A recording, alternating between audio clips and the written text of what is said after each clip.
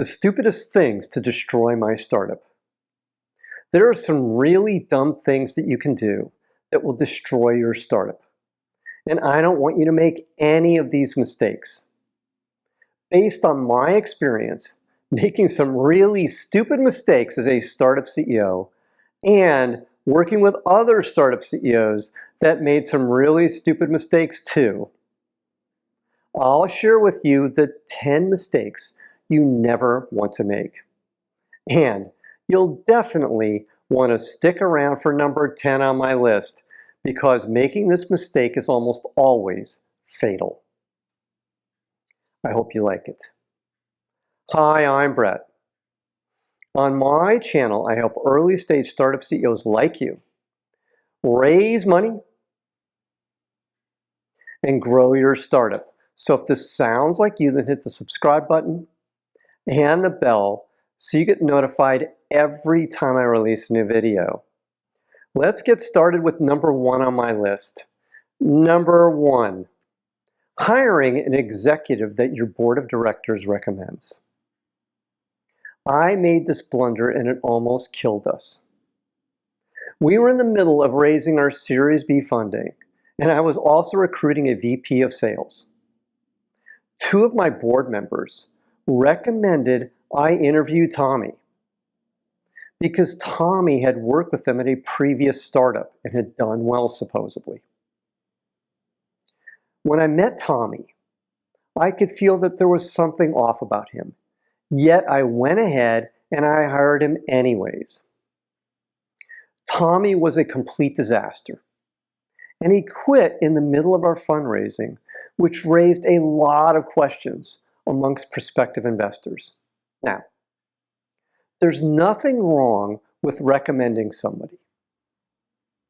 The mistake was mine in feeling that I was obligated to hire Tommy because my board recommended him. Don't do that. The lesson here is that you're the CEO. You're responsible for all the bad decisions regardless of who suggests them. Your board will be okay with you saying no, which is what I should have done. Next, let's move to number 2 on my list. Number 2, lying or misleading your board or investors. I was working with a CEO named Don, who for some crazy reason didn't want to share the company's financials with his investors. I was kind of amazed that he was getting away with this because his startup was backed by a very well-known and respected Silicon Valley investor. For over 1 year, Don got away with it. And then finally, the board asked him for his financials. Then Don had to scramble to put together the required information, and it was still a mess. Here's the deal. You can really hurt your credibility by hiding information from your investors.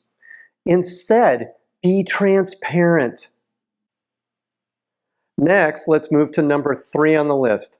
Number 3, creating false sales records. More self-inflicted errors. Jerry's company was doing really well. They had just signed a huge deal with a company that would put them over the top. The timing couldn't have been better because they were in the middle of raising their next round of funding.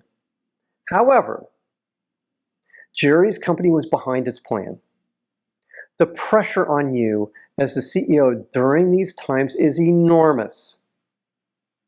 Jerry would have been fine if he had just told the investors the truth. However, he created false sales records that his new investors found out about, as I did, after the deal closed. And then the inevitable happened. The investors fired Jerry on the spot, as they should have. The moral of this short story is you can't ever screw around with your sales numbers or financials, ever. You will pay the price as Jerry did. Next, let's move to number 4 on my list. Number 4, using company funds for your own personal use. Back to Don, who I talked about in number 2 on my list. I suggested that Don hire a fractional controller to help him clean up his books after the issue with his board. The controller quickly found out that Don was using company funds to pay for the remodeling of his new house. I'm sorry. Of all the stupid things you could do, this was pretty high on the list. The board found out, of course, and that was the end of Don's career as a startup CEO. Next, let's move to number 5 on the list. Number 5. Creating an office of the president where you give your co-founders veto power. One of the things the first-time startup CEOs are prone to do is to give away their power to their co-founders. The belief is that your co-founders have special rights. They don't. And one of those rights is to be involved in every decision. This is a horrible thing to do because it will slow down your startup to a crawl. No matter how great the pressure is, you just have to say no to this. For example, 2 of my co-founders, Randy and Ken, tried to pull this on me when we were closing our initial funding. The threat was they would quit if I didn't agree to an office of the president. I said no, and they backed down. Next, let's move to number 6 on my list. Number 6, adding a co-founder that's in it only for the money. Actually, let's make this adding any senior people that are in it only for the money. It's like Chris, a CEO that I've been working with for years, likes to say, I want missionaries, not mercenaries. Truer words have never been spoken. Mercenaries will abandon you at the first sign of trouble. Trust me on this one. We hired one senior engineer that was clearly only in it for the money.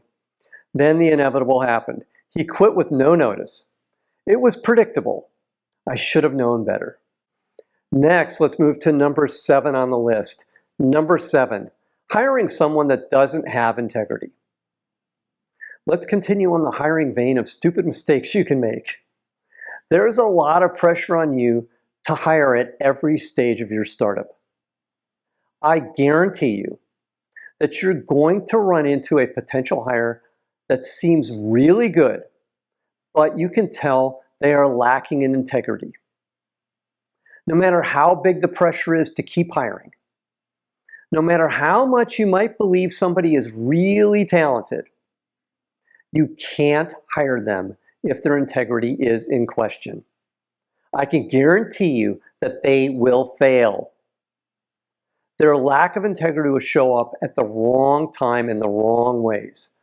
No one is perfect. You're going to hire somebody without integrity. When you do, give them a generous severance package and move on from them quickly. Next, let's move to number 8 on our list. Number 8, scaling your sales team before you truly have traction. This is another classic stupid mistake. Your startup is generating revenue, and you decided to hire a VP of sales and scale your sales team. The first problem likely is that your revenue isn't big enough to attract a world-class VP of sales. So you make matters worse by hiring a B-level VP of sales. The results are predictably not good when you do this. The second problem is maybe you don't yet have a repeatable sales process, but you think you do. So yet again, you hire that B-level VP of sales or sales manager because it's all you can attract, and you get predictably bad results. Instead, you should keep running sales yourself. Hire maybe 2 sales reps first and see if you can train them and have a repeatable process. Once you have a repeatable process, then you can truly start scaling your sales team. Next, let's move to number 9 on our list. Number 9, not knowing your burn rate. I can't imagine running a startup and not knowing how much cash you are losing every month. Yet I meet CEO after CEO that doesn't know their burn rate.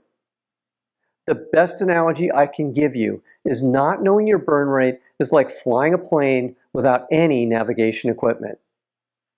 And just to review, your burn rate is not how much money you are spending every month. Your burn rate is the difference between how much revenue you are generating and how much money you are spending. Now let's move to the last one on the list, and it's the most important one of the list of stupid things we can do. Number 10 on our list, taking money from the wrong investor. There are 3 types of investors you will meet. The first type of investor is the great investor that will give you great support and keep writing you checks. The second type of investor is the okay investor that just writes you checks. It's the third type of investor, the bad investor, that you want to avoid at all costs.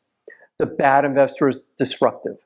The bad investor tries to run the company instead of letting you run the company.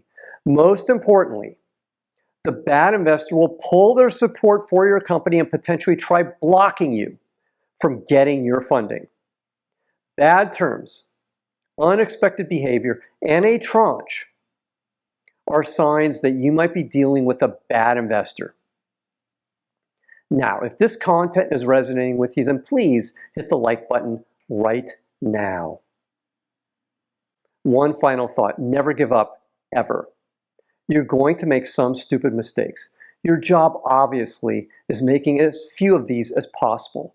Surviving your stupid mistakes means you need to have an attitude of never giving up. Keep at it and learn quickly from your mistakes. Finally, have a steady at the wheel attitude. Don't get too high or low. Just keep moving forward. Now, I have 2 more things for you today. First, my free pitch deck template. It has all the slides you need to develop an awesome pitch deck. Click the link below to get yours for free. Second, join my free group of startup CEOs, Zero to Pitch. It's a community for startup CEOs focused on growing their companies and raising funding for their companies. Click the link below to join. Finally, click the subscribe button to get notified every time I release a new video. I'm Brett at brettjfox.com. Thanks for watching today. Take care. Bye.